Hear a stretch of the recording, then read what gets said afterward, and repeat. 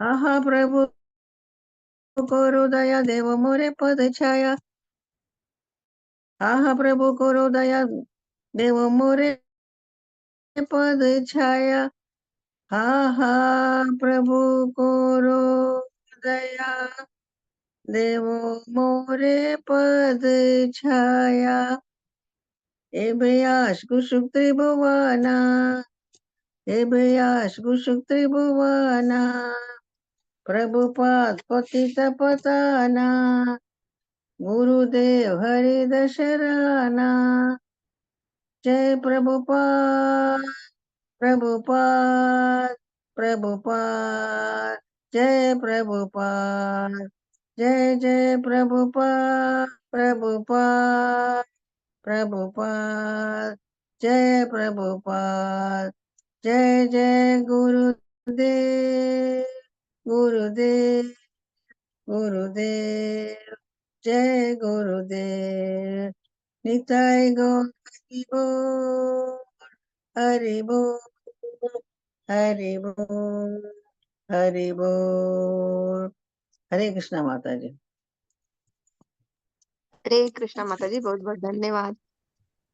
बहुत सुंदर भजन किया माता जी आपने। माता जी एक और लेंगे कीर्तन भजन जो? जी अभी समय है माता जी, भजन और ले सकते हैं। कोई और करना चाहेगा भजन?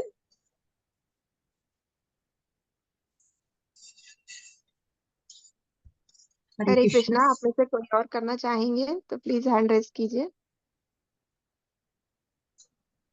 राजलक्ष्मी माता जी आप करेंगे?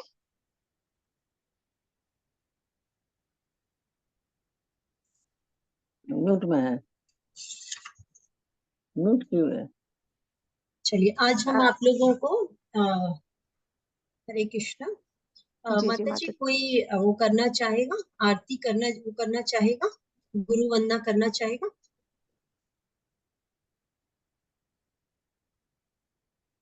ये हैंड रेज किया है माता जी, किन्होंने देखा? जी राजलक्ष्मी माता जी। जी माता जी। संसार दावानल। जी जी जी। अनम्यूट करेंगे माता जी, आप म्यूट हैं। हाँ जी। जी माता जी। संसार दावा गाएंगे माता जी। जी जी माता जी। जी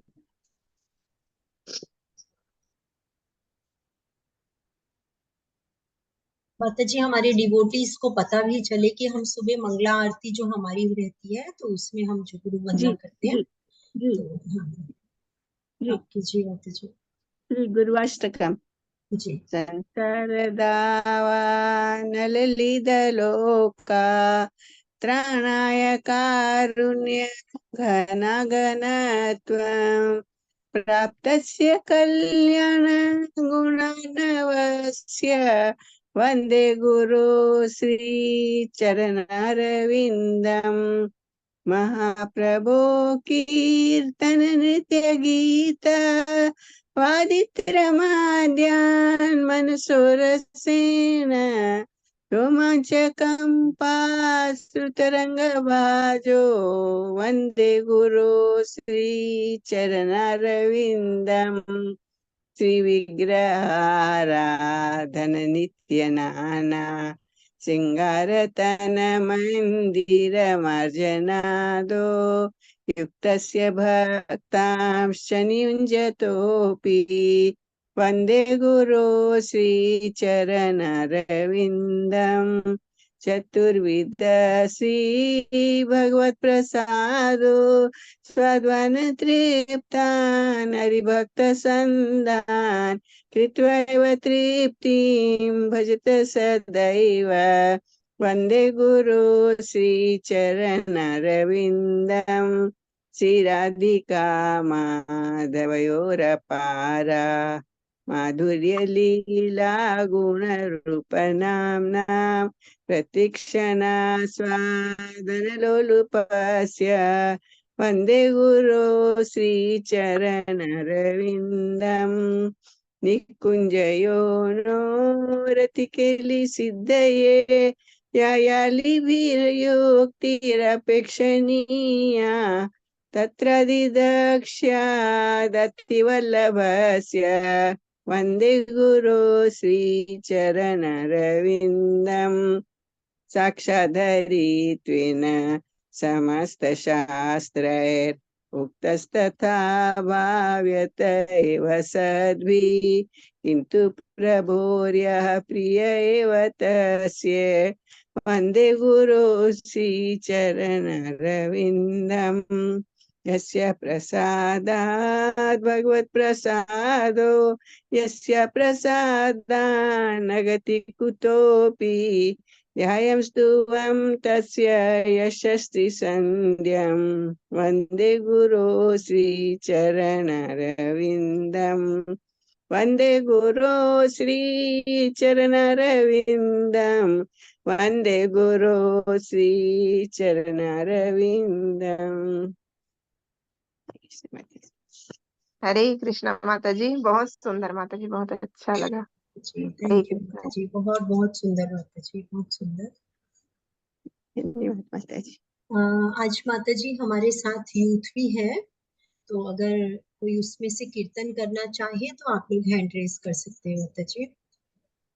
जी माता जी, तान्या माता जी आप चेक कर सकते हैं, आप यानी यूथ बैच में से कोई लेना चाहेगा कीर्तन। हरे कृष्णा माता जी, दंडवत प्रणाम। दंडवत प्रणाम माता जी। दंडवत प्रणाम माता जी। माता जी यूथ बैच में विवेक प्रभु जी आप करना चाहेंगे? गरिमा माता जी। हरे कृष्णा। नहीं माता जी, नहीं करना।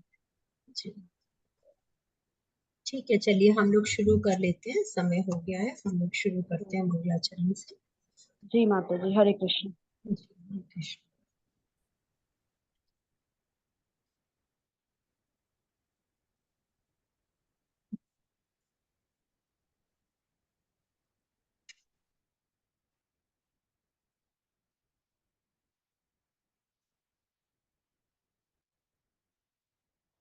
आज हमारा अध्याय 7वां अध्याय है हमारा, तो हम पहले मंगलाचरण लेते हैं, फिर हम अध्याय शुरू करेंगे। ओम नमो भगवते वासुदेवाय, ओम नमो भगवते वासुदेवाय, ओम नमो भगवते वासुदेवाय। ओम अज्ञानतिमिरान्धस्य ज्ञानाञ्जनशलाकया चक्षुरुन्मीलितं येन तस्मै श्रीगुरवे नमः। श्रीचैतन्यमनोभीष्टं स्थापितं येन भूतले स्वयं रूपं कदा मह्यं ददाति स्वपदान्तिकम्। वन्देऽहं श्रीगुरो श्रीविष्णु, वन्देऽहं श्रीविष्णु।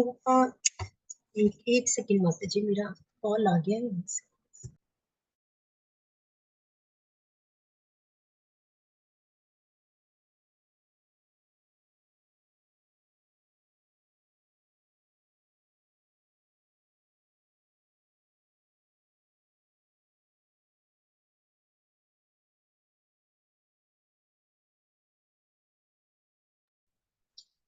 जी सॉरी माता जी, मेरी बाहर से कॉल रहती है, वो कटता नहीं है जब तक उठाओ ना, तो सॉरी उसके लिए। जी। नमो विष्णुपादाय कृष्ण पृष्ठाय भूतले श्रीमति भक्ति वेदांत स्वामी इति नामिनी। नमस्ते सरस्वती देवी गौरवाणी प्रचारिणी निर्विशेष शून्यवादी पाश्चात्य देशतारिणी।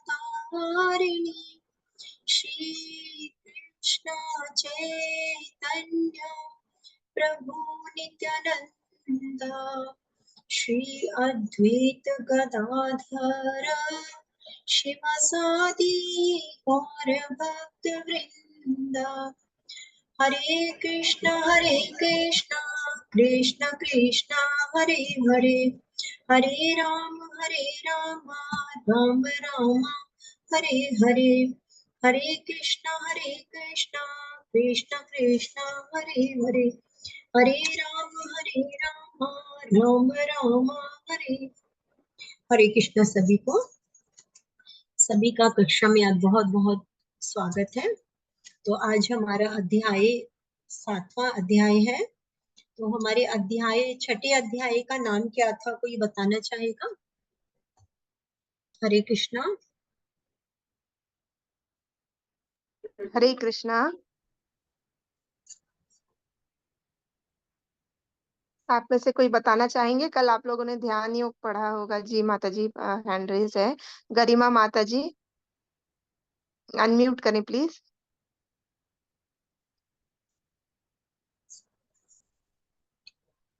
हरे कृष्णा। जी। हरे कृष्णा माता जी, हमने ध्यान योग के बारे में पढ़ा था अध्याय 6 में। योग क्या है और कर्म कर्म के प्रति अनासक्त रहना, कर्तव्य का पालन करना चाहिए। और अष्टम योग के बारे में पढ़ा था, मन को कैसे नियंत्रण करना चाहिए। और कलयुग में योग क्या होता है, मतलब कैसे योग करना चाहिए। भक्ति योग में उसमें आता है, फिर नाम से कीर्तन करके योग किया जा सकता है कलयुग में। थैंक यू माता जी, धन्यवाद। जी धन्यवाद। बीना माता जी ने भी हैंड रेस किया था। माता जी अनम्यूट करेंगे माता जी। हरे कृष्णा माता जी। जी। हाँ माता जी, हमारा कल का अध्याय था ध्यान योग। जैसे कि माता जी ने बताया था कि हमने अष्टांग योग के बारे में पढ़ा था, योग क्या है उसके, फिर नियम, आसन, प्रत्याहार, प्राणायाम, ध्यान, समाधि, ये सब जो है कल के उसमें ये सब कराया था। और इसमें यही बताया था कि सबसे ज्यादा इम्पोर्टेंट इसमें अष्टांग, ज्ञान, कर्म योग, ध्यान योग, इन सब में सबसे ऊपर जो है भक्ति योग आता है। कि भक्ति योग जो है सबसे ज्यादा इम्पोर्टेंट है, जिसके द्वारा हम भगवान के साथ अपना सीधा संपर्क या भगवान की भक्ति में हम अपना ये जीवन का पूरा वो कर सकते हैं। यही बताया हुआ था माता जी। और भगवान को पूरी तरह से समर्पित हो सकते हैं भक्ति योग के द्वारा। जी बहुत सुंदर माता जी, थैंक यू माता जी, धन्यवाद। तो हमने हरे जैसा आप कृष्ण लोगों माता ने जी। बताया, हमने कल अष्टांग योग के बारे में पढ़ा था कि किस प्रकार भगवान कहते हैं कर्म योग, ज्ञान योग, अष्टांग योग सबकी परिणति क्या है, भक्ति योग है। तो हम किसी भी साधन में अगर हम लगते हैं तो उसके लिए क्या है, हमें किसी भी साधन के द्वारा हम परमात्मा की प्राप्ति के लिए लगते हैं, तो भक्ति योग उसमें सर्वोच्च है। तो अगर हम कोई भी कार्य करते हैं, जैसे हमने कल ये भी पढ़ा था कि अर्जुन ने प्रश्न पूछा था कि भगवान अगर किसी असफल योगी की क्या गति होती है, अर्थात यदि कोई भी भक्ति में लगा है या भक्ति के किसी भी प्रकार के साधन में, कर्म योग, ज्ञान योग, अष्टांग योग के द्वारा वो अपना कर्म कर रहा है, परंतु उसकी या तो कहीं ना कहीं वो विफल हो जाता है या किसी भौतिक जगत में दोबारा फंस जाता है, या अचानक उसका वो समय है वो पूर्ण नहीं हो पाता, उसको परमात्मा की भगवत प्राप्ति नहीं हो पाती, तो उसका क्या होता है। तो भगवान बताते हैं तो ना तो इस लोक में और ना ही परलोक में उसका विनाश होता है। क्योंकि कोई भी अगर हम कल्याणकारी कार्य करते हैं या भक्ति में हम कार्य करते हैं तो उसका क्या है, उसका फल हमेशा अच्छा ही मिलता है हमें। तो इस प्रकार से भगवान क्या कहते हैं, सबसे बड़ा भगवान ने बताया कि दृढ़ निश्चय होकर, अर्थात श्रद्धा के द्वारा जो मुझे बसता है तो वो मुझे अवश्य ही प्राप्त करता है। तो हमारा जो कल का अध्याय है उसकी आप लोग स्लाइड देख पा रहे हैं कि हमने कल के टॉपिक्स पढ़े थे कि अष्टांग योग में आगे कैसे बढ़ना चाहिए। तो भगवान ने बताया था समबुद्धिर विशेष्यते, अर्थात समता के द्वारा हमें क्या करना है, अपनी समबुद्धि के द्वारा हमें आगे बढ़ना है। और अष्टांग योग अभ्यास के चरण हमने जाने थे। फिर मन पर नियंत्रण कैसे करें, तो उसके लिए भगवान ने क्या कहा था, अभ्यास योगेन तु कौन्तेय, कि अभ्यास के द्वारा, निरंतर अभ्यास के द्वारा हम मन पर नियंत्रण कर सकते हैं। फिर हमने जाना था कि असफल योगी का क्या गंतव्य है। और तो अभी जैसा हमने बताया कि उसका क्या है, ना तो इस लोक में और ना ही परलोक में उसका विनाश होता है। तो भगवान कहते हैं ना, शुचि नाम श्रीतम श्रीमतम गेहे, अर्थात कि उसे इस लोक में और परलोक में उसका कोई विनाश नहीं है, परंतु उसे अगला जीवन आगे उसको तरक्की करने के लिए मिलता है भक्ति में। फिर भक्ति योग सर्वोच्च योग है। तो भगवान, हमने अंतिम जो श्लोका पढ़ा था, योगी नाम सर्वेशाम, तो भगवान क्या क्या बताते हैं कि जो श्रद्धा के द्वारा निरंतर मेरे लिए ही प्रयास करते हैं वो उत्तम है। वो तो भक्ति योग सर्वोच्च योग है। तो इस प्रकार हमने कल का अध्याय समाप्त किया था। और जैसा हमने आपको पहले बताया कि हमारे भगवत गीता के 18 अध्याय में से जो पहले 6 अध्याय उनको कर्म योग कहा जाता है। देखिए, हर अध्याय में कर्म योग, भक्ति योग तथा ज्ञान योग का संपुट सभी में है, परंतु प्रोमिनेंट, जैसे अभी हमने 3rd, 4th, 5th अध्याय में पूरा कर्म के बारे में विस्तार पूर्वक हमने उसको पढ़ा कि हमने किस प्रकार का कर्म करना चाहिए। और ध्यान योग में भी हमने जाना कि अष्टांग योग तथा कर्म योग या सांख्य योग के द्वारा हम किस प्रकार से भक्ति योग तक पहुंच सकते हैं। तो अब जो हमारा सेकंड वो है सेक्शन ऑफ भगवद गीता, ये हमें भक्ति योग के बारे में बताता है। तो इसका पहला श्लोक है 7th चैप्टर का। आज के अध्याय का नाम है ज्ञान विज्ञान योग। देखिए, हमने पहले भी ज्ञान के बारे में, दिव्य ज्ञान के बारे में पढ़ा था। अब हम यहाँ से पे जानेंगे। भगवान बताते हैं, श्री भगवान उवाच मय्यासक्त मना पार्थ योगयुञ्जन् मदाश्रयः असंशयं समग्रं मा यथा ज्ञास्यसि तच्छृणु। तच्छृणु अर्थात क्या, सुनो, ध्यान से सुनो। तो देखिए, श्री भगवान कहते हैं कि हे प्रथापुत्र, अब तुम मुझसे सुनो कि किस तरह मेरी भावना से पूर्ण होकर और मन को मुझ में आसक्त करके योगाभ्यास के द्वारा तुम मुझे पूर्णता संशय रहित जान सकते हो। तो इसमें भगवान ने क्या बताया, श्रवण सबसे महत्वपूर्ण। देखिए, हम आगे भी पढ़ेंगे नवदा भक्ति के बारे में। तो नवदा भक्ति के जो चरण होते हैं, श्रवणम, कीर्तनम, स्मरण, पाद सेवनम, है ना। तो इस प्रकार से जो भी हम कार्य करते हैं भगवान के लिए, तो उसके लिए 9 प्रकार की जो हमारी भक्ति की विधियां होती है, उसमें सबसे पहली और इम्पोर्टेंट विधि क्या है, श्रवण। सबसे पहले हम श्रवण के द्वारा ही हम अपना ज्ञान को जान पाते हैं। फिर धीरे धीरे श्रवण के बाद श्रवणम, कीर्तनम, तो स्मरणम, तो अर्चनम, वंदनम, तो इस तरह से क्या है, धीरे धीरे हम आगे चरणों में पहुंच पाते हैं। तो भगवान यहाँ बताते हैं कि जो श्रवण का क्या महत्व है, कि तुम किस तरह भावना से, किस तरह मेरी भावना से पूर्ण होकर, अर्थात मुझे सुनो और किस तरह भावना से पूर्ण होकर मन को मुझ में आसक्त करके। देखिए, यहाँ भी मन को कितना इंपॉर्टेंट हो दिया गया है कि क्या करना है, भगवान में अटैच करना है, आसक्त करके, और योगाभ्यास करते हुए तुम मुझे जान सकते हो। तो श्रील प्रभुपाद जी हमें क्या बताते हैं इसके बारे में, कि भगवत गीता के इस 7वें अध्याय में कृष्ण भावनामृत की प्रकृति का विशद वर्णन हुआ है।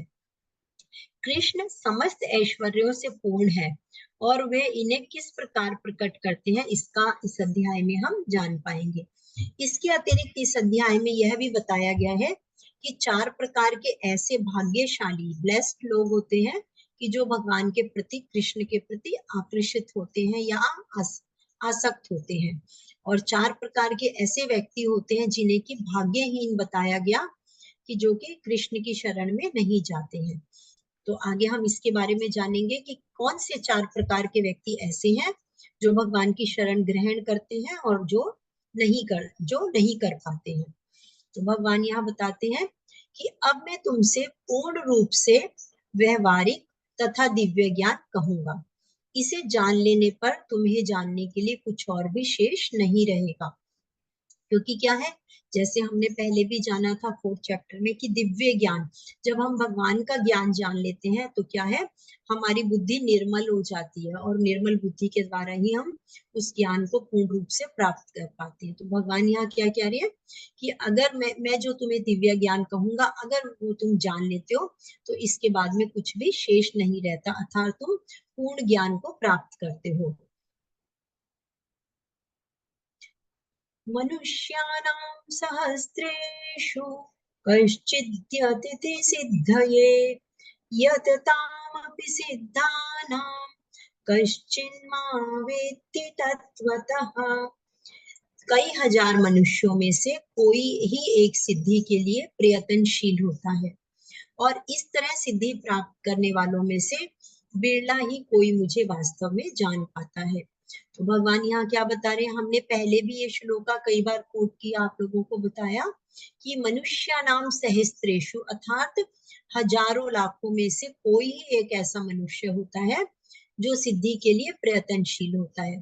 तो आप लोग यहाँ स्लाइड में देख पा रहे हैं कि देखिए कैसे मैराथन की वो है ना। तो बहुत से लोग होते हैं कि मैराथन रेस के लिए रजिस्टर करते हैं आपको अपने आप को, और बहुत से रजिस्ट्रेशन करने के बाद में जब उसमें भाग लेते हैं तो बहुत से लोग पहले उस समय पे नहीं पहुंचते हैं, कुछ भाग लेते हैं तो उसी समय छोड़ देते हैं, और बहुत से लोग निरंतर प्रयास के बाद ही, मतलब उनमें से भी हजारों लाखों मनुष्यों में से ही कोई ऐसा मनुष्य होता है जो कि वहां तक पहुंच पाता है। और इसी तरह से अगर हम इसका एग्जाम्पल लें कि जैसे हम क्लासेस करते हैं, हम भगवत गीता की क्लासेस के लिए हमने रजिस्ट्रेशन किया, बहुत लाखों की हजारों की तादाद में रजिस्ट्रेशन होंगे, परंतु क्या है कुछ एक लोग ही उसको ज्वाइन करेंगे, और उसके बाद भी उनमें से कुछ ऐसे ही बिरले होंगे कि जो उसको कंप्लीट करके आगे बढ़ेंगे। तो इस प्रकार से ये हम भौतिक जगत के भी हर कार्य में हम जान सकते हैं, चाहे हमें एजुकेशन के लिए है या चाहे हम किसी भी तरीके का हम कंपटीशन में जाते हैं। तो यहाँ पे क्या है, बहुत से क्या होते हैं, जैसे हमने पीछे भी जाना था कि हम अपने दृढ़ निश्चय और निष्ठा के द्वारा ही हम आगे बढ़ पाते हैं। तो इसी प्रकार आध्यात्मिक मार्ग में भी भगवान क्या बताते हैं कि बहुत ही ऐसा कोई ऐसा बिरला होता है जो कि मेरी इस सिद्धि के लिए प्रयत्नशील करता है, और फिर मैं उसमें से भी ऐसा कोई बिरला है जो कि आगे मुझे जान पाता है।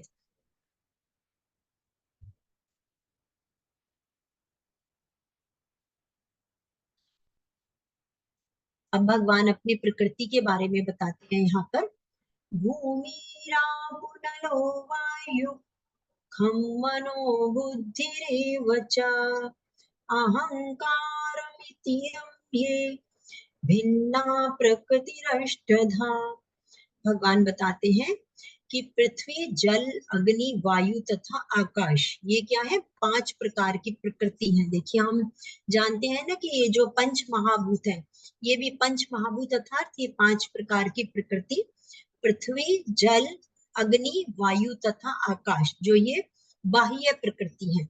और फिर हमारी जो शरीर, जो हमारी जीव की आंतरिक प्रकृति है, कौन सी, मन, बुद्धि तथा अहंकार। तो भगवान क्या बताते हैं कि ये जो 8 प्रकार की प्रकृतियां हैं, ये मेरी ही 8 प्रकार से विभक्त मेरी भिन्न प्रकृतियां हैं। तो 5 प्रकार के पंच महाभूत, पृथ्वी, जल, अग्नि, वायु, आकाश, और मन, बुद्धि तथा अहंकार, ये भगवान की 8 भिन्न प्रकृतियां हैं, जिसे कि भौतिक अपरा प्रकृति भी कहा जाता है।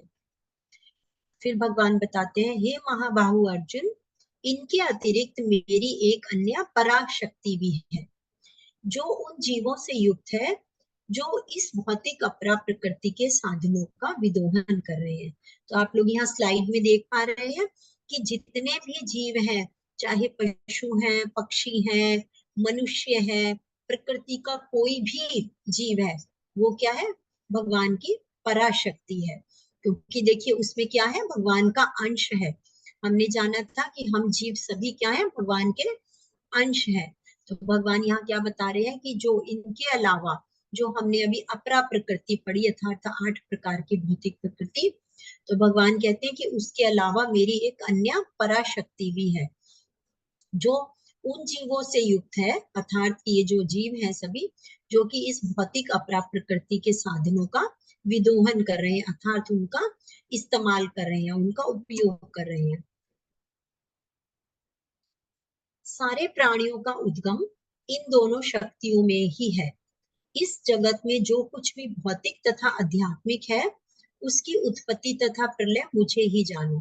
तो भगवान यहाँ क्या बता रहे हैं कि जो भी सभी प्राणी हैं, जैसे अभी हमने पिछले स्लाइड में भी देखा कि प्राणी अर्थात जिनके अंदर प्राण चेतना है, तो प्राण चेतना क्या है, भगवान स्वयं है।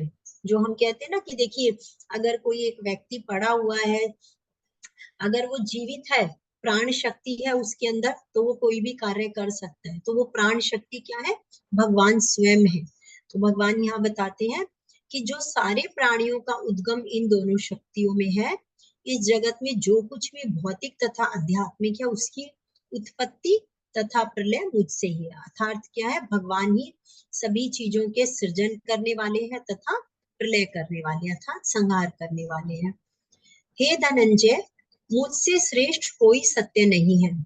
जिस प्रकार मोती धागे में गुंदे रहते हैं उसी प्रकार सब कुछ मुझ पर ही आश्रित है। तो देखिए, जैसे अगर हम कोई मोती की माला होती है, उसके अंदर हम क्या है, अलग अलग तरह के हम मोती डालते हैं या एक ही प्रकार के मोती भी होते हैं, तो धागा क्या है, बगैर धागे के उन मोतियों की जो माला है उसका कोई महत्व नहीं है। अगर धागा होगा तो ही माला बन पाएगी, नहीं तो मोती क्या है, बिखरे हुए हैं। परंतु जब वो माला बन जाती है तो क्या धागा दिखाई देता है? नहीं, क्योंकि वो उसी में गुंथा होता है। तो इसी प्रकार से भगवान यहाँ क्या बता रहे हैं कि ये जो सब जीव है, ये क्या है, जो भी भगवान ने सृष्टि की रचना की है, ये क्या है कि जैसे हम क्या है, मोती में मोती है और वो क्या है, धागा क्या है, भगवान स्वयं है। तो हम भगवान के द्वारा गुथे हुए हैं। तो इस क्या समझ सकते हैं हम कि जैसे एक माला धागे में बन के, मोती जो है धागे में गुथे होते हैं और धागे पर आश्रित होते हैं, तो इसी प्रकार क्या है, जो ये सारे जीव हैं ये सब मुझ पर ही आश्रित हैं। हरे कृष्णा। माता जी, मेरी आवाज में इको आ रहा है क्या आप लोगों को? हरे कृष्णा माता जी, नहीं मुझे तो क्लियर आ रही है माता जी। हाँ ठीक है, थैंक यू माता जी। तो फिर मुझे यहाँ कुछ इको सुनाई दे रहा है। तो अब भगवान यहाँ पर अपने ऐश्वर्य के बारे में बताएंगे। इस अध्याय में हम भगवान के 14 ऐश्वर्य पढ़ेंगे। रसोऽहमप्सु कौन्तेय प्रभास्मि शशि सूर्ययोः प्रणवः सर्ववेदेषु शब्दखे पौरुषं नृषु। हे कुंती पुत्र, मैं जल का स्वाद हूँ, सूर्य तथा चंद्रमा का प्रकाश हूँ और वैदिक मंत्रों में ओंकार हूँ। आकाश में ध्वनि हूँ तथा मनुष्यों में सामर्थ्य हूँ। तो देखिए, हम क्या है, हम कहते हैं कि भगवान क्या है। बहुत से लोग बोलते हैं कि हमने तो भगवान को नहीं देखा, परंतु क्या है, जैसे हमने पढ़ा और आगे भी हम जानेंगे, भगवान क्या है, कण कण में है। तो अगर हम भगवान को ध्याना चाह रहे हैं, उनको मेडिटेट करना चाह रहे हैं, या हम ये सोचते हैं कि भगवान हमारे आसपास नजदीक कहाँ है, तो हम क्या उनको, हम भगवान को यहाँ क्या है, महसूस कर सकते हैं। क्योंकि भगवान बता रहे हैं कि मैं जल जो है उसका क्या है, स्वाद भगवान स्वयं है। सूर्य और चंद्रमा में जो प्रकाश है वो क्या है, भगवान स्वयं है। इसी प्रकार वैदिक मंत्रों के ओंकार भी भगवान स्वयं है। इस प्रकार से हम आगे भगवान की ऐश्वर्य को जानेंगे।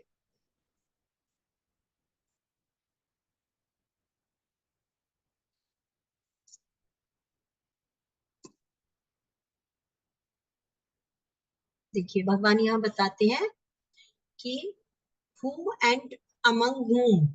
देखिए, पानी जो है उसका क्या है, स्वाद क्या है, भगवान स्वयं है। इसी प्रकार से जो चांद सूरज है उनकी रोशनी अर्थात प्रकाश क्या है, भगवान स्वयं है। वैदिक मंत्रों में ओम अर्थात ओंकार भगवान स्वयं है। ईथर अर्थात जो आकाश की ध्वनि है वो भगवान है। आदमी जो मनुष्य है उनकी में जो योग्यता होती है, कैपेबिलिटी एबिलिटी होती है, वो क्या है, स्वयं भगवान है। पृथ्वी की सुगंध है भगवान, और आग की जो तपिश होती है अर्थात गर्माहट होती है वो भगवान है। और सभी जो जीव है उनकी जिंदगी भगवान है। तब सभी जो तपस्वी है उनकी तपस्या है। जो सभी में अस्तित्व है अर्थात प्राण है, उनके मूल बीज क्या है, भगवान स्वयं है।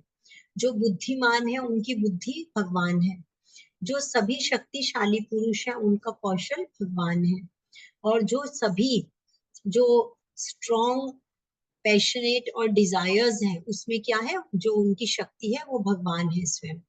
और जो भी सेक्स लाइफ है अर्थात धार्मिक सिद्धांतों में जिनकी हमारी जिनको विपरीत नहीं बताया गया अर्थात काम, जो हम आगे पढ़ेंगे उसको 11वें अध्याय में, तो वो क्या है, जो शास्त्रों के अनुसार विपरीत नहीं है अर्थात शास्त्रों के अनुसार मान्य है, वो भी भगवान स्वयं है।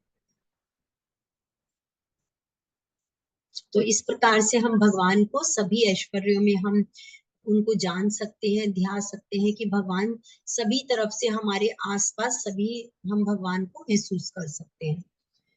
तो भगवान यहाँ बताते हैं तुम जान लो कि मेरी जो शक्ति द्वारा सारे गुण प्रकट होते हैं, चाहे वे सतोगुण है, रजोगुण है या तमोगुण हो, एक प्रकार से सब कुछ मैं ही हूँ, किंतु मैं स्वयं स्वतंत्र हूँ, क्योंकि मैं प्रकृति के अधीन नहीं हूँ, अपितु वे मेरे अधीन है। तो आप लोग यहाँ स्लाइड में देख पा रहे हैं, हमने इसके बारे में पहले भी डिस्कस किया कि जो माया देवी है वो क्या है, प्रकृति 3 गुणों के द्वारा जो है मनुष्यों को बद्ध करती है, सतोगुण, रजोगुण तथा तमोगुण।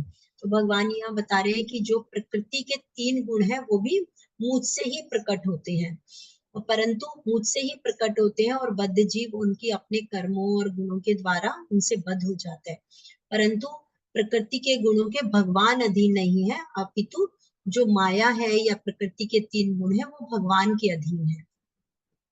तो 3 गुण जो सतोगुण, रजोगुण तथा तमोगुण के द्वारा मोहग्रस्त यह सारा संसार मुझे गुणातीत तथा अविनाशी को नहीं जान पाता, क्योंकि जो हम वो है मोह में फंसे हुए लोग हैं, हम भी क्या है, मनुष्य भगवान को एक साधारण मनुष्य की तरह ही मान करके, भगवान तो मनुष्य के रूप में अवतरित हुए थे, तो जो बद्ध लोग हैं, जो कि मायावादी हैं या जो भगवान की सत्ता को नहीं जानते हैं, वो क्या है, भगवान का गुणातीत और अविनाशी जो वो है रूप उसको नहीं समझ पाते हैं।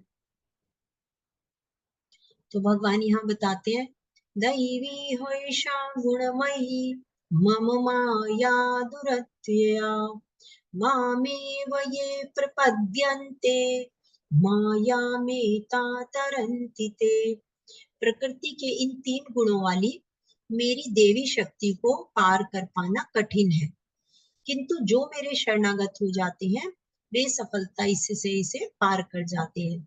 तो आप लोग यहाँ देख पा रहे हैं स्लाइड में कि किस तरह क्या है, भव सागर, जो ये जीवन है, भौतिक जगत है, इसको क्या है, भव सागर की उपमा दी जाती है।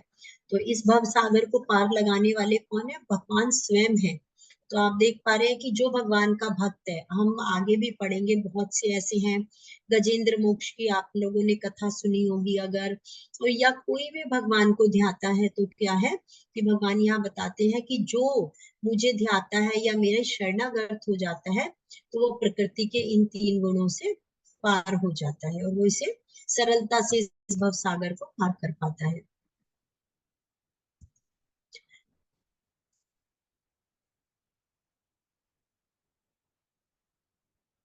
न मां दुष्कृतिनो मूढ़ा प्रपद्यन्ते नराधमा मायया बहत ज्ञाना आसुरैः भावमाश्रितः। अब यहाँ भगवान क्या बता रहे हैं कि जो 4 प्रकार के लोग भगवान ने बताए कि जो मेरी शरण में नहीं आ पाते हैं वो दुर्भाग्यहीन है, क्या है, वो दुर्भाग्य ऐसे व्यक्ति हैं जो कि भगवान की शरण में नहीं पहुंच पाते। तो वो क्या है, जो निपट मूर्ख हैं और जो मनुष्यों में अधम है, तथा फिर जिनका ज्ञान माया के द्वारा हर लिया गया है, तथा जो असुरों की नास्तिक प्रकृति को धारण करते हैं। तो ऐसे 4 प्रकार के व्यक्ति भगवान ने बताए, हम लोग जानते हैं ना, हिरण्यकश्यप है, कंस है, ऐसे बहुत से हम आगे भी उदाहरण पढ़ेंगे कि जो ऐसे निपट मूर्ख हैं, जो मनुष्यों में अधम है मूर्ख है, अधम है, या जिनका ज्ञान माया से हर लिया गया है, तथा चौथा जो असुर है, जो कि नास्तिक प्रकृति को धारण करने वाले हैं। तो ऐसे लोग क्या है, भगवान की शरण में नहीं पहुंच पाते हैं, क्योंकि देखिए भगवान को पाने के लिए भी क्या है, भगवान की अहेतु की कृपा, हमें भगवान की कृपा प्राप्त होती है, तभी हम भगवान को जान पाते हैं या उनकी भक्ति कर पाते हैं। तो भगवान यहाँ बताते हैं जो भगवान की शरण में 4 प्रकार के लोग जा पाते हैं, उनकी भगवान 4 की श्रेणियां बताते हैं। चतुर्विधा भजन्ते मां जना सुकृतिनोऽर्जुना आर्तो जिज्ञासुरर्थार्थी ज्ञानी च भरतर्षभा।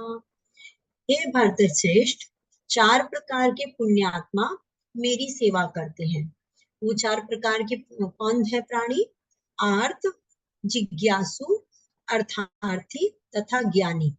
तो इनको हम कैसे समझ सकते हैं, आर्थ अर्थात जो किसी भी प्रकार के इस भौतिक जगत में पीड़ित हैं, आर्त मतलब वो दुखी है किसी भी प्रकार से, अपने शरीर से या परिवार से या किसी भी प्रकार से, अधिदेव भौतिक तापों से जो परेशान है, तो वो क्या है, जो पीड़ित है, ऐसे आर्त भगवान कहते हैं। और फिर अर्थार्थी, अर्थात जिनको अर्थ अर्थात धन की इच्छा है, तो जो दूसरे प्रकार के कौन हुए, अर्थार्थी, अर्थात जिनको धन की आवश्यकता है। फिर तीसरे जिज्ञासु, वो ऐसे व्यक्ति जो कि भगवान को जानना चाहते हैं, उनको जिज्ञासा होती है कि मैं इस जीवन में मेरा वो है, मैं किस लिए इस जीवन में आया हूँ, तो इस प्रकार की जिज्ञासाएं जब उनको होती हैं। और फिर अंत में ज्ञानी, जिन्हें परम सत्य का ज्ञान है। तो ये जो सारे लोग हैं, विभिन्न परिस्थितियों में परमेश्वर की भक्ति करते रहते हैं। और शुद्ध भक्ति निष्काम होती है, उसमें किसी लाभ की आकांक्षा नहीं होती। तो ये हमने पढ़ा था कि जो निष्काम कर्म योग क्या है, या निष्काम भक्ति क्या है, कि जो हम सेवा तो कर रहे हैं, परंतु उसके बदले में हम किसी प्रकार की इच्छा नहीं रखते हैं कि हमें किसी प्रकार का फल प्राप्त हो। वो भगवान यहाँ बताते हैं कि जो शुद्ध भक्ति है वो निष्काम भक्ति है। तो आप लोग यहाँ स्लाइड में देख पा रहे हैं कि जैसे हमने अर्थ अर्थार्थी, जिज्ञासु तथा ज्ञानी के बारे में पढ़ा। आप लोग कोई इसमें से जान पाएंगे, आप लोग बता पाएंगे कि एक किसकी कथाएं हैं, और इसमें से हमारे पास कौन से उदाहरण है अर्थ अर्थार्थी, जिज्ञासु तथा ज्ञानी के? आप लोग हैंड रेज करके बता सकते हैं इसमें। हरे कृष्णा। हरे कृष्णा, हैंड रेज कीजिए प्लीज। हरे कृष्णा।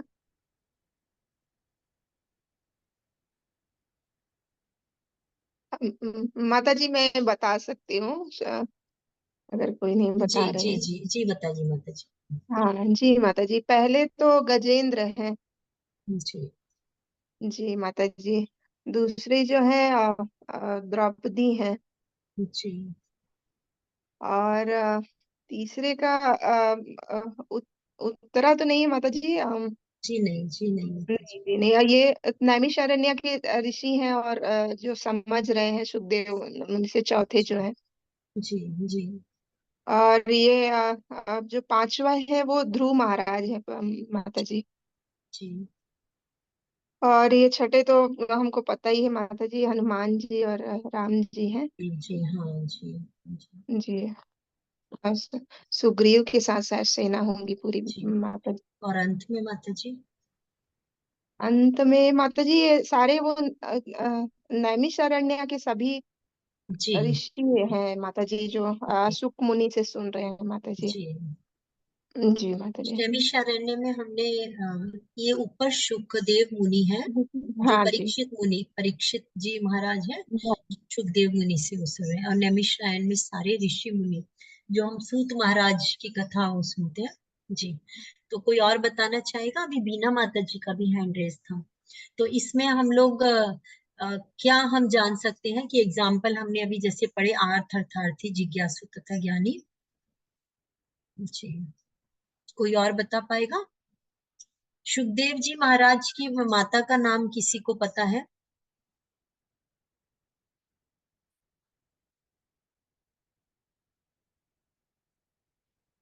सुखदेव जी महाराज किसके पुत्र थे? व्यास देव की माता जी। जी जी जी। जी, तो ये उनकी माता है। तो अच्छा देखिए अभी गजेंद्र, बीना माता जी आप कुछ बोलना चाहेंगे? आपका हैंड रेस था।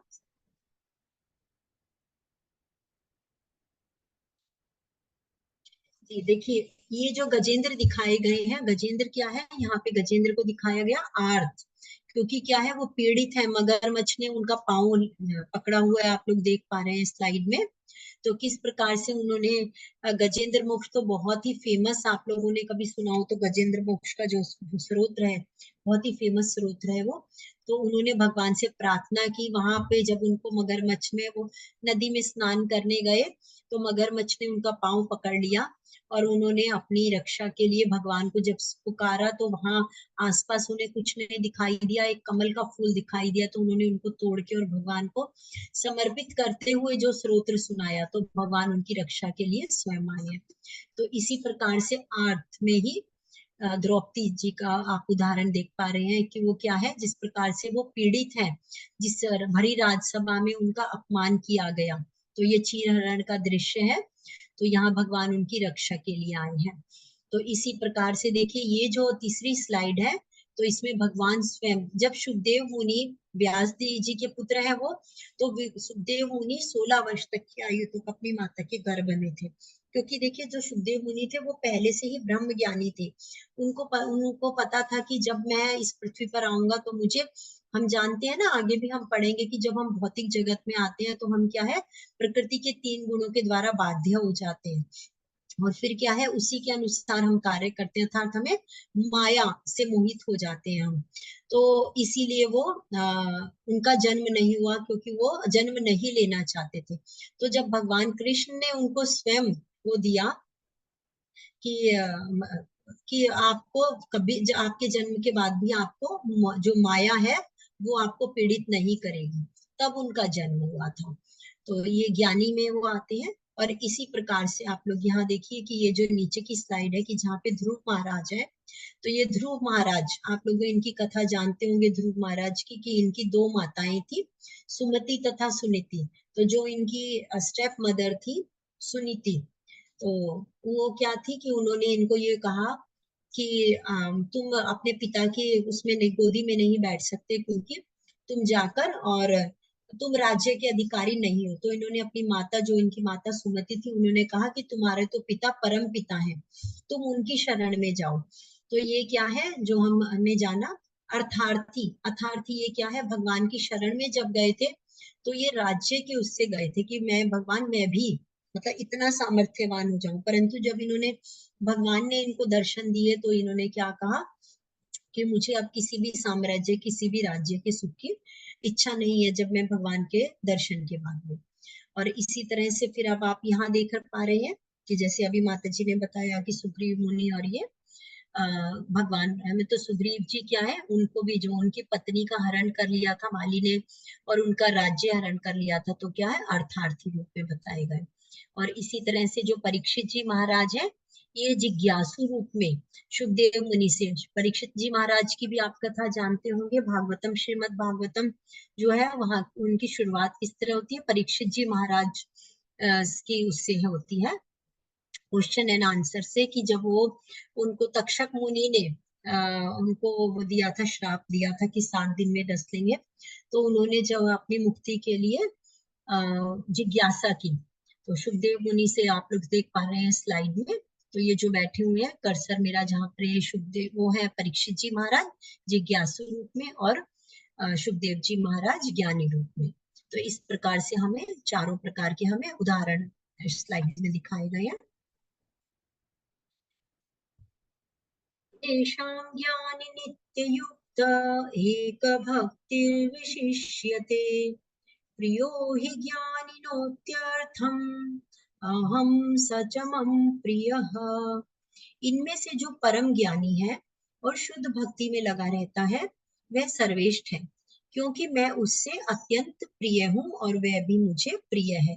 तो भगवान यहाँ क्या बता रहे हैं, भगवान ने अभी बताया कि 4 प्रकार के ऐसे भक्त हैं भगवान के, जो ये 4 प्रकार के ऐसे प्राणी हैं जो भगवान की शरण में जाते हैं। तो उसमें आर्थ, अर्थार्थी, जिज्ञासु तथा ज्ञानी। तो उसमें से भी भगवान अब क्या बताते हैं कि जो परम ज्ञानी है और जो शुद्ध भक्ति में लगा रहता है, वो उनमें सबसे श्रेष्ठ है, क्योंकि मैं उसे अत्यंत प्रिय हूँ और वह मुझे प्रिय है। तो आगे भगवान बताएंगे कि आर्थ, अर्थार्थी, जिज्ञासु, ये श्रेणियां क्या है, धीरे धीरे ज्ञान होने के बाद में ज्ञानी तक पहुंच सकते हैं। और ज्ञानी भगवान ने क्यों बताया कि श्रेष्ठ है, क्योंकि उसे किसी भी प्रकार की भगवान से किसी भी फल की इच्छा नहीं है, और वह जानता है कि परम स्वामी भगवान स्वयं है। तो इसीलिए भगवान कहता है कि वो क्या है, परम ज्ञानी है और मेरी शुद्ध भक्ति में लगा रहता है। तो इसीलिए वह सर्वश्रेष्ठ है, क्योंकि उन्हें मैं प्रिय हूँ और वह मुझे अत्यंत प्रिय है।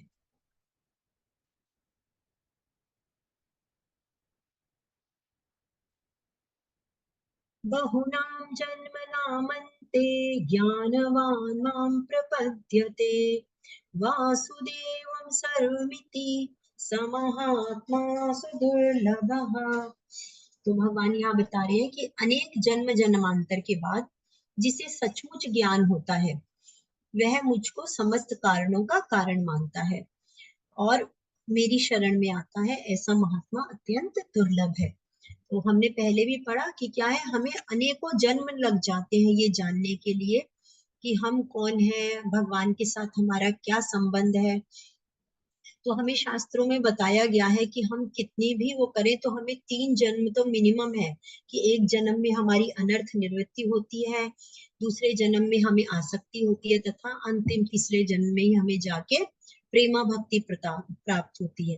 तो परंतु क्या है, वो क्या है जो शुद्ध भक्ति में लगे रहते हैं, परंतु जो बद्ध जीव है हम जैसे, वो क्या है अनेक जन्म जन्मांतर के बाद जब उन्हें ज्ञान होता है और वह सभी समस्त कारणों का कारण मुझे जानते हैं तो मेरी शरण में आते हैं।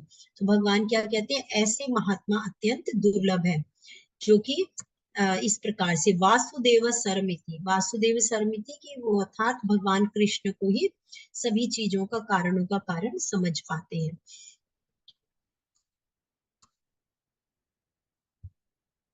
जिनकी बुद्धि भौतिक इच्छाओं द्वारा मारी गई है वे देवताओं की शरण में जाते हैं और वे अपने अपने स्वभाव के अनुसार पूजा विशेष विधि विधानों का पालन करते हैं। तो और मैं प्रत्येक जीव के हृदय में परमात्मा रूप में स्थित हूँ।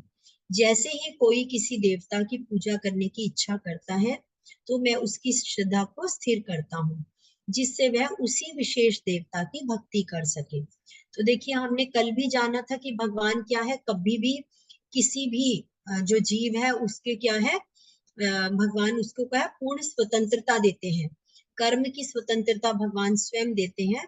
तो इसीलिए क्या है, जो वो इच्छा रखता है, भगवान यहाँ क्या बता रहे हैं कि अगर देखिए जो कोई इच्छा करता है, देख आप यहाँ स्लाइड में देख पा रहे हैं कि किस तरह के जैसे वृक्षों की भूत प्रेतों की पूजा की जा रही है, फिर कुछ क्या है कुबेर और यक्षों की पूजा करते हैं, कुछ भूत प्रेतों की पूजा करते हैं, कुछ जंगल में पेड़ पौधों की पूजा करते हैं, कुछ देवताओं की पूजा करते हैं। तो भगवान यहाँ क्या बता रहे हैं कि देखिए हमने कल भी जाना कि देवी देवताओं का हमें सम्मान करना है और हमें ये जानना है कि वो भगवान के क्या है अंश मात्र है, अर्थात भगवान के द्वारा नियुक्त अधिकारी है वो। तो इसीलिए क्या है भगवान यहाँ बताते हैं कि मैं तो प्रत्येक जीव के हृदय में हूँ। तो इसीलिए जो भी वो इच्छा करता है, चाहे वो किसी भी प्रकार के भूत प्रेतों की पूजा करने की, देवताओं की पूजा करने की, यक्ष कुबेरों की करने की, तो मैं उनमें वैसी ही श्रद्धा को स्थिर कर देता हूँ कि जिससे कि जो उनकी इच्छा है वो उसी प्रकार की भक्ति वो कर सके, पूजा कर सके। ऐसी श्रद्धा से समन्वित वह देवता विशेष की पूजा करने का यत्न करता है और अपनी इच्छा की पूर्ति करता है, किंतु वास्तविकता तो यह है कि सारे लाभ केवल मेरे द्वारा प्रदत्त हैं। तो देखिए हमने पहले भी जाना था कि जैसे एक अगर प्रधानमंत्री होते हैं तो वो अपने नीचे क्या है अधिकारी नियुक्त करते हैं, अलग अलग मंत्री नियुक्त होते हैं कि तुम्हारा ये कार्यभार होगा, ये कार्य, परंतु सर्वोच्च सत्ता किसकी होगी, प्रधानमंत्री की, राष्ट्रपति की। तो इसी प्रकार क्या है भगवान यहाँ बता रहे हैं कि अगर ऐसी श्रद्धा से जो लगा होता है ऐसी श्रद्धा में वैसा, तो वो देवता विशेष अर्थात कि जिस प्रकार की भी उसकी इच्छा है उसी प्रकार का, हम पहले इस बारे में कई बार डिस्कस कर चुके हैं कि धन प्राप्त करने के लिए लक्ष्मी की इच्छा करना, बल प्राप्त करने के लिए हनुमान जी की पूजा करना। तो इस प्रकार से क्या है अलग अलग देवी देवताओं की जो पूजा करने का यत्न करता है तो भगवान उनकी इच्छा को पूर्ति करते हैं। परंतु भगवान क्या कहते हैं कि वो उनको ये सच्चाई तो क्या है, वास्तविकता क्या है कि वो भगवान के द्वारा ही उनको वो लाभ दिया जा रहा है, पर क्या है वाया देवता, भगवान देवताओं के द्वारा दिया जा रहा है, परंतु असली जो वो है वो भगवान के द्वारा ही उनको प्राप्त है। तो जो अल्प बुद्धि वाले व्यक्ति होते हैं वो देवताओं की पूजा करते हैं और उन्हें प्राप्त होने वाला फल सीमित तथा क्षणिक होता है। तो यह हमने जाना था कि हम क्या है इस प्रकार के फल को प्राप्त करके स्वर्ग लोकों को या उच्च लोकों को प्राप्त करते हैं और फिर देवलोकों को प्राप्त करते हैं, और परंतु वो पुण्य खत्म होने के बाद क्या है वापिस इस धरती पर ही पटक दिए जाते हैं। परंतु जो भगवान के भक्त होते हैं अंततः वे मेरे परम धाम को प्राप्त होते हैं। तो हम भगवान का परम धाम अर्थात विष्णु लोक या गोलोक धाम को, जो भगवान के शुद्ध भक्त हैं, जो जानते हैं कि सभी कारणों के कारण भगवान स्वयं है, तो भगवान क्या बताते हैं कि वो मेरे ही अंततः अर्थात वो मेरे ही परम धाम को प्राप्त करते हैं। तो बुद्धिहीन मनुष्य हैं, वो मुझको ठीक से ना जानने के कारण सोचते हैं कि मैं पहले निराकार था, अर्थात भगवान कृष्ण पहले निराकार थे और अब मैंने इस स्वरूप को धारण कर लिया, अर्थात श्याम सुंदर स्वरूप को भगवान ने धारण कर लिया है। वे अपने अल्प ज्ञान के कारण ही मेरे अविनाशी तथा सर्वोच्च प्रकृति को नहीं जान पाते। तो यहाँ भगवान क्या बताते हैं कि जिनको बुद्धि योग नहीं है, अर्थात बुद्धि नहीं है जिनमें, वो भगवान की प्रकृति को नहीं जान पाते कि भगवान तो क्या है, ईश्वर परम कृष्ण सच्चिदानंद विग्रह। भगवान तो क्या है, परम कारणों के कारण है। तो भगवान हम अवतरित होते हैं, परंतु बहुत से लोग ऐसा क्या सोचते हैं कि पहले भगवान निराकार थे, उनका कोई रूप नहीं था, परंतु क्या है, जब वो कृष्ण के स्वरूप में आते हैं तो उन्होंने शरीर धारण किया है और वो इस प्रकृति को प्राप्त करते हैं। तो मैं मूर्खों तथा अल्पज्ञों के लिए कभी भी प्रकट नहीं होता, उनके लिए तो मैं अपनी अंतरंगा शक्ति द्वारा आच्छादित रहता हूँ, अन्यथा और वे ये नहीं जान पाते कि मैं अजन्मा तथा अविनाशी हूँ। तो देखिए हमारे पास ऐसे बहुत से उदाहरण है। आप लोग जानते होंगे कि जब महाभारत का युद्ध हुआ था तो भगवान क्या है, भगवान जब दुर्योधन से उन्होंने शांति दूत के रूप में आए थे तो भगवान ने उनको अपना वो रूप दिखाया था, परंतु क्या है, दुर्योधन जैसा मंद बुद्धि है या अल्पज्ञ है, मूर्ख है, वो क्या है, भगवान की सत्ता को नहीं पहचानता। तो ऐसे भगवान क्या बताते हैं कि ऐसे लोगों के लिए मैं कभी भी प्रकट नहीं होता हूँ, उनके लिए तो मैं अपनी अंतरंगा शक्ति के द्वारा आच्छादित मतलब ढके रहते हैं अपनी अंतरंगा शक्ति से, कि अगर वो परमात्मा का स्वरूप भी देख लेते हैं तो भी ऐसे मूर्ख व्यक्ति भगवान को मनुष्य स्वरूप ही समझते हैं, तो वो नहीं जान पाते हैं कि मैं अजन्मा तथा अविनाशी हूँ। हे अर्जुन, श्री भगवान होने के नाते मैं जो कुछ भी भूतकाल में घटित हो चुका है और जो वर्तमान में घटित हो रहा है तथा आगे होने वाला है वह मैं सब जानता हूँ। मैं समस्त जीवों को भी जानता हूँ, किंतु मुझे कोई नहीं जानता। देखिए हमें भगवान ने, अर्जुन ने चौथे अध्याय में प्रश्न किया था ना भगवान से कि भगवान आप तो मेरे समकालीन हो, फिर आपने विवस्वान मुनि, उस विवस्वान सूर्य विवस्वान को कैसे ज्ञान दिया। तो देखिए यहाँ भगवान उस चीज का बारे में भी बता रहे हैं कि भगवान होने के नाते जो भी भूतकाल में भी हुआ है या जो वर्तमान में हुआ है, जो आगे आने होने वाला है, भगवान क्या है, सब कुछ जानते हैं। और भगवान कहते हैं कि मैं समस्त जीवों को मैं जानता हूँ, परंतु वो मुझे नहीं जान पाते हैं।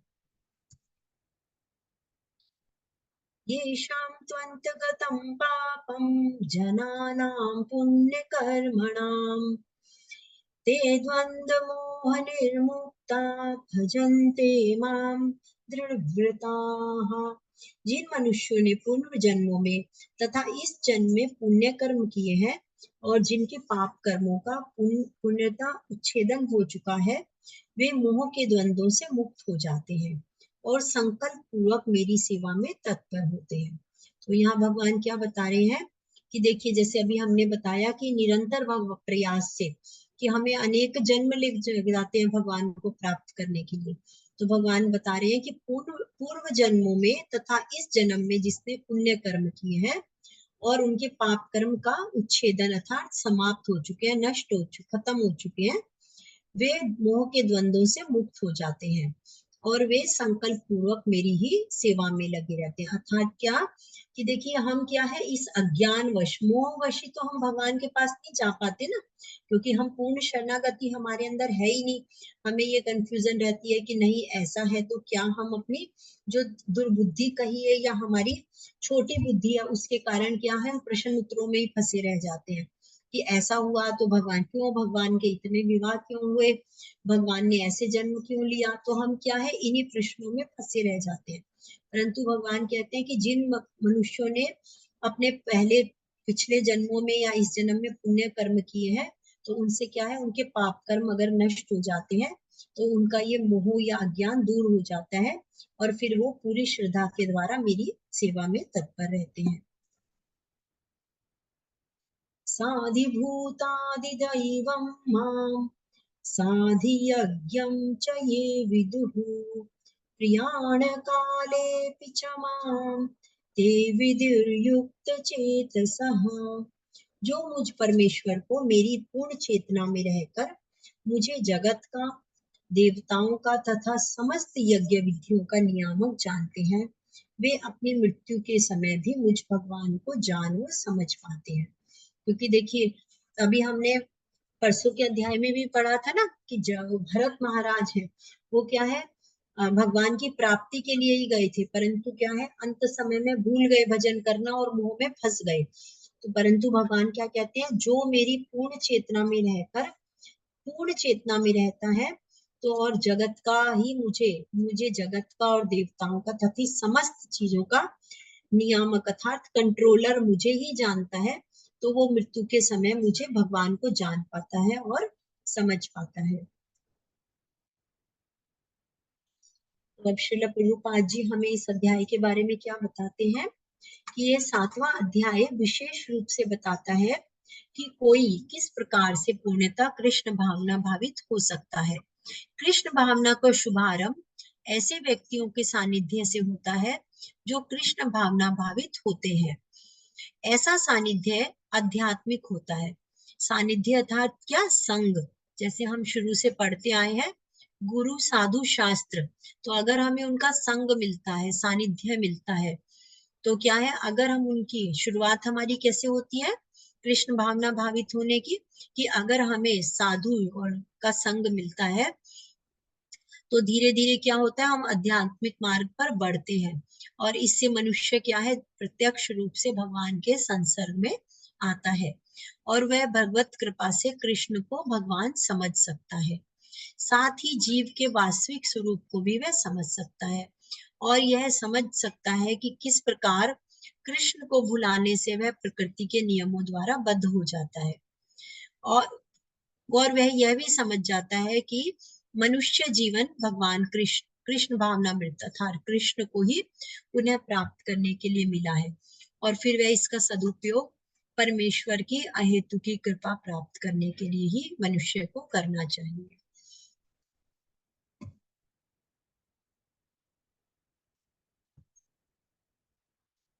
आज के अध्याय में हमने क्या पढ़ा कि कृष्ण के बारे में ज्ञान की क्या महिमा है। ठीक है, फिर हमने पढ़ा भगवान कृष्ण की ऊर्जाओं का ज्ञान, जो हमने पढ़ा, भगवान ने बताया कि मैं जल का स्वाद हूँ, मैं वैदिक मंत्रों में ओंकार हूँ, तो इस प्रकार से। फिर भगवान कृष्ण को समर्पण, फिर डेमीगॉड पूजा और प्रतिवाद, भगवान ने बताया कि किस प्रकार से जो देवी देवताओं की पूजा करते हैं वो क्या है, अज्ञान पूर्वक वो करते हैं, क्योंकि जो उनके द्वारा जो लाभ दिया जाता है वो वास्तविक में भगवान के द्वारा ही दिया जाता है और जिसकी जैसी श्रद्धा होती है, क्या यज्ञ को, वेद भूत प्रेतों को या जिसको भी ध्यान की जिनकी वो इच्छा होती है तो भगवान उसको वैसी ही श्रद्धा में विकसित कर देते हैं। फिर भगवान ने बताया भ्रांति से भक्ति तक कि किस प्रकार से हम भक्ति को प्राप्त कर सकते हैं। इस प्रकार से हमारा आज का 7वां अध्याय कंप्लीट हुआ। हरे कृष्णा कृष्ण कृष्णा हरे हरे, हरे राम राम राम हरे हरे। हरे कृष्णा माता जी, प्रभु जी, अगर आप लोगों को कोई प्रश्न हो तो आप लोग हैंड रेज कर सकते हैं। हरे कृष्णा सभी को बहुत बहुत धन्यवाद माता जी। उम्मीद करती हूँ सभी को बहुत अच्छे से समझ में आया होगा। माता जी, हाँ, आप में से किन्हीं का क्वेश्चन है तो प्लीज हैंड रेज कर लेंगे।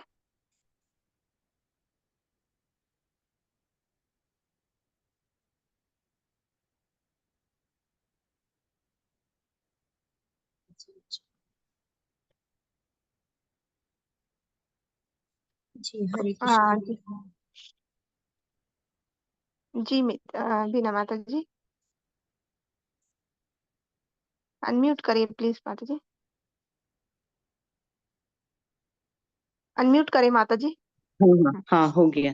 हरे कृष्णा माता जी। हरे कृष्ण। माता जी, जैसे आपने बताया कि भगवान मतलब कि मनुष्य जो है, प्राणी अपने आखिरी टाइम पे भगवान का स्मरण अपनी चेतना अवस्था में, मतलब जब उसको ये याद रहता है कि हाँ, मैं कृष्ण ही सर्वोपरि है, कृष्ण ही सब कुछ है। अज्ञानवश अगर वो भूल जाता है, उसको कोई प्रॉब्लम हो जाती है, कोई बीमारी हो जाती है, तो अगर वो अपना स्मरण नहीं कर सकता है, उस टाइम पे भगवान का ध्यान नहीं कर सकता है, तो उस अवस्था में क्या होता है? देखिए माता जी, जैसे हमने जाना था, पहले भी हमने पढ़ा है, कल के अध्याय में भी और आज भी हमने ये पढ़ा कि देखिए हम क्या है, हमें निरंतर प्रयास करना है, हमें निरंतर प्रयास करना है भगवान को पाने के लिए।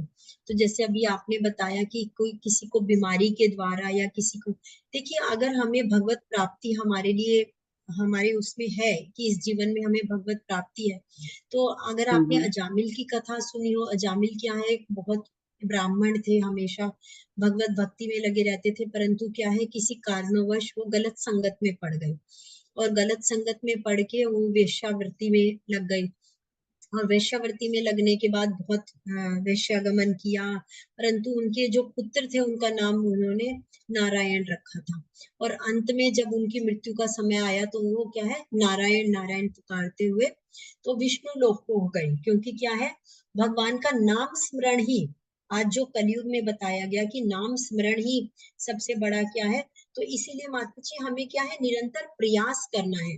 अगर हमारे ऊपर भगवान की अहेतु की कृपा होगी कि हमें इसी जन्म में भगवत प्राप्ति हमें हमारे लिए लिखी गई है, या हमें भगवान अगर हमारे ऊपर कृपा करेंगे तो हमें क्या अपने आप ही भगवान ऐसा साधन बना देते हैं। परंतु जैसे हमने कल के अध्याय में पढ़ा था कि अगर हम निरंतर प्रयास करते हैं और हम वो नहीं कर पाते इस जीवन में, तो हमें अगला जीवन जरूर से मनुष्य जीवन प्राप्त होकर हमें अगले जीवन में, जैसे अभी हमने कई उदाहरण भी पढ़े थे, भरत महाराज का उदाहरण पढ़ा कि वो मोहवश हिरण के मुंह में फंस गए, तो फिर उनको क्या है, एक छोटे समय के लिए उनको हिरण की योनि प्राप्त होने के बाद उन्होंने फिर जो जन्म मिला तो वो जड़ भरत के रूप में, जिससे कि उन्हें भगवत भक्ति प्राप्त हो पाई। तो इस प्रकार से माता जी ये तो मनुष्यों के कर्मों के ऊपर वो है कि भगवान कब कृपा करते हैं, हमें इसी जन्म में हमें भगवत प्राप्ति हो जाएगी या निरंतर प्रयास के बाद, जैसे अभी मैंने आपको बताया कि शास्त्रों में कहा गया है कि मनुष्यों को मिनिमम 3 जो है जन्म, मनुष्य जन्म लग जाते हैं, कि पहले जन्म में जो क्या होता है, अनर्थ निवृत्ति होती है उनकी, और फिर दूसरे जन्म में आसक्ति होती है भगवान में की, तथा तीसरे जन्म में प्रेमा भक्ति प्राप्त होती है उनको।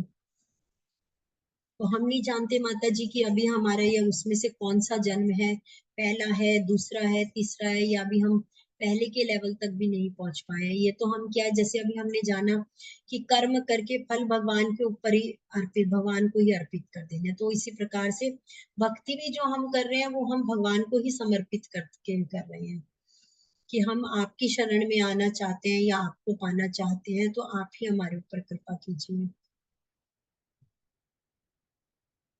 जी माता जी। हरे कृष्ण माता जी। शालिनी माता जी का भी क्वेश्चन है माता जी। जी माता जी, हरे कृष्ण माता जी। हरे कृष्ण शालिनी माता जी, आप पूछ सकते हैं माता जी। हरे कृष्णा, आप अनम्यूट करिए माता जी। हरे कृष्णा माता जी। हरे कृष्ण माता जी। माता जी, जैसे आप हम जैसे कहते हैं कृष्ण भगवान जो है, जो ही सब कुछ के कारण है, और हर हर जीव में कण कण में वही है। तो हम वास्तव में हम सब जो जीव हैं वो उनसे पृथक क्यों है? मतलब सब पाप कर्म और ये सब क्यों होते हैं? क्या उसका कुछ? जी बहुत सुंदर माता जी। देखिए हम क्या बताते माता जी, हमने ये जाना ना कि पहले अध्यायों में भी पढ़ा, हम आगे भी इसको डिटेल में पढ़ेंगे कि जब हम जीव हैं, हम जीव जानते हैं कि हम भगवान के अंश हैं। हमने कल बताया था ना, ईश्वर एकले कृष्ण और जीव नित्य दास। तो जीव क्या है, भगवान का दास है, परंतु जब वो इच्छा करता है कि मैं भोग को भोगूं, है ना, तो भगवान क्या है, जब हम भगवान से दूर होने की इच्छा करते हैं तो क्या है, इस भौतिक जगत में हम आते हैं। नहीं तो हम क्या चाह रहे हैं, हम अगर जब इसको अब जान गए हैं कि हम तो भगवान के दास हैं, तो हम भक्ति के द्वारा क्या है, भगवान को वापस प्राप्त करना चाहते हैं। परंतु जब जीव भौतिक भोगों को भोग करने की इच्छा करता है तो भगवान से पृथक हो जाता है, और वहीं से पृथक होते ही जब वो भौतिक जगत में आता है तो जो भी उसके दुखों का कारण है, जो भी उसने कार्य किए हैं जन्म जन्मांतर के पुराने, तो क्या है वो निरंतर उसके ही जन्म जन्मांतर के कारणों के कारण ही कभी सुख कभी दुख का भोग करता रहता है वो। हरे कृष्ण माता जी। इसीलिए माता जी कहा गया है कि महामंत्र के जाप के द्वारा हमारे जो लाखों जन्मों के पाप कर्म होते हैं वो भी क्या है, धीरे धीरे जैसे अग्नि में हम कुछ भी डाल दें तो जल के स्वाहा हो जाते हैं ना, तो इसी प्रकार अगर हम निरंतर महामंत्र का जाप करते हैं, श्रवण कीर्तन की विधि के द्वारा हम भगवान को सुनते हैं, समझते हैं, तो हम धीरे धीरे अपने इस पाप कर्मों से मुक्ति पा सकते हैं। जी हरे कृष्ण माता जी। जी समझ आया बीना माता जी, शालिनी माता जी। हरे कृष्णा शालिनी माता जी, आप क्लियर हो गया है आंसर से। जी माता